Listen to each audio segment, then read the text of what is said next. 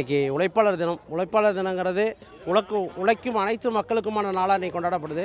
அந்த நாளில் நாங்கள் இந்த கலைகளுக்கான முதல் நாளாக எடுத்துருக்கிறோம்.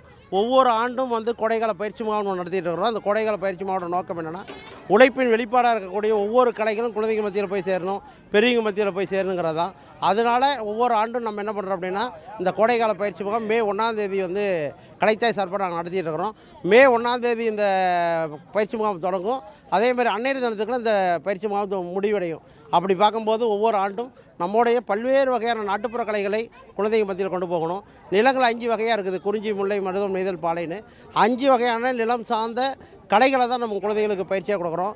பறை, ஒயில், கரகம், சாட்டக்குச்சாட்டம், பெரிய கம்பாட்டம், சிலம்பம், கும்மி, வீதி நாடகம், கோலாட்டம், இப்படி எல்லா வகையான கலைகளும் நம்ம குழந்தைங்க மத்தியில் கொண்டு போகணுங்கிற ஒரு உயர்ந்த நோக்கத்தில் ஒவ்வொரு ஆண்டும் கோடைக்கால இலவச பயிற்சி முகாமும் நாங்கள் நடத்திட்டு இருக்கிறோம் கலைத்தாய் சார்பாக.